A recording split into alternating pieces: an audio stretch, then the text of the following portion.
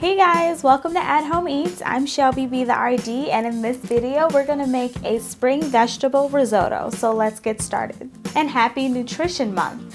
I will be making for you guys today a spring vegetable risotto. So let's get started. We have just begun our spring season, and I thought it'd be a great way to incorporate some fresh vegetables. Risotto is a creamy rice that is slowly cooked with adding small amounts of liquid. This technique is important because the rice will release its starches slowly and will lend to a creamy texture of the rice. I will be using Arborio rice, which is the typical rice used in risottos. It is refined, so this item would be great for those that need to follow a Reno diet. It is also very filling, and it's a great accompaniment to proteins. This one especially because of the multitude of vegetables. Now I will be using a vegetable stock, so something similar to this. And this can be used in terms of if you're looking for a soup or a broth or a stock. It's important for risottos to have that flavor base, and so that's important for the rice. If you're using a canned or boxed package like this, make sure that it's low sodium or no added salt.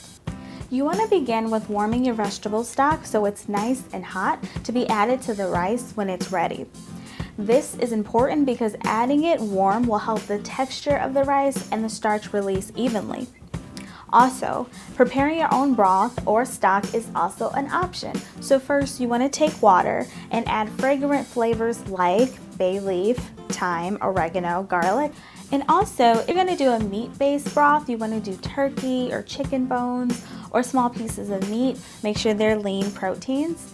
Seafood, you can add the shells of the seafood, so something like shrimp or lobster. You want to bring that to a boil, then to a simmer for about an hour. Strain them, and boom, you've got your broth. Stock typically has a richer flavor, so that's most preferred for risottos.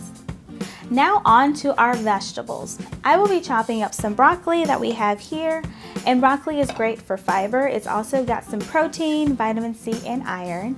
I'm also going to chop up some tomatoes. These are the tiny tomatoes, so you can add them in there. If you want to do a cherry tomato, then you probably want to slice those in half. I've also got asparagus, so we've got these right here, and these are great for antioxidants like vitamin C and fiber, as well as vitamin E. And then we've got our red bell pepper right here, and so this is good for fiber as well as vitamin C. And then we've got both our yellow squash and our zucchini squash, and those are both rich in vitamin B as well as vitamin C. And specifically, if you're looking at a yellow squash, it's rich in manganese, and that is very important because your body needs to process carbs and proteins as well as fats, and this helps with that. I'm also going to add an onion in just for flavor profile, and that's going to be really rich for our risotto. So let's get these diced up to be roasted on the stove. So here's the final product of our veggie mix, and I made sure to dice them to have similar shape of the rice, and this will also help with the overall final product and palatability. Now let's make our risotto. We're going to add 1 tablespoon of olive oil into our pan over medium heat. Then we're going to add in our onions like so. And you should have hear that sizzle. Perfect. So we know we have a nice hot pan.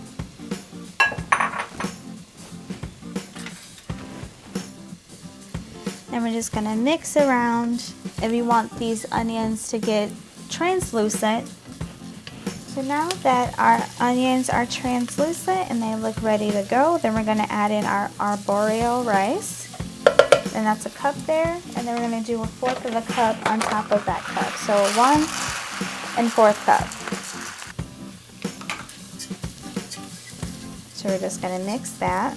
And then while this is cooking and toasting, because at this point we want the Arborio rice to start to look a little translucent on the ends, so like a little clear, to let us know that they've cooked through just a tad bit and get a little bit of a toasty flavor on there. We're going to add oil to our other saute pan. And so we're going to add in all of our veggies to our saute pan. So we've got our zucchini, our yellow zucchini. Hear that sizzle. We've got our red bell pepper, our chopped up asparagus, our broccoli. And we have the peas as well, but the peas are frozen, and we're going to fold those into the risotto later. until our rice is getting brown and we see the translucent ends. Then we're going to add in our acid. So in this case, our acid is going to be our lemon juice. Okay. Now typically if you're going to add an acid, you're going to use like a white wine or something, but this is kid-friendly. This is a kid-friendly dish, so we're adding in lemon juice. And this is going to take a little bit of multitasking. So while we're getting the rice ready to add in our stock, we want to make sure we mix our vegetables as well, as you can hear them sauteing away. Okay, and I think our risotto is ready. So we're going to add in a cup at a time. I'm just going to eyeball. So you can see just getting that starch out of this rice here. And I think you probably have noticed I have not added any seasonings or anything like that because we've got the salt and the flavor from the stock. And then we're going to add some yummy pesto at the end and Parmesan cheese. So that's going to give us all the flavor that we need.